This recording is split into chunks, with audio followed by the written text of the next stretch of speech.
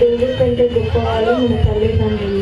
ఎందుకంటే దేవుడు మన సంతోషాన్ని బాధని వెండిస్తారు, కానీ మన తల్లిదండ్రులు మాత్రం కష్టాన్ని బాధని వాళ్ళు భరిస్తూ మనకు సంతోషాన్ని మాత్రమే ఇస్తారు. మన తల్లిదండ్రులు ఎలుగుతున్న కొవ్వొత్తి లాంటి వాళ్ళు, వాళ్ళు కరుగుతూ మనకు వెలుగునిస్తారు.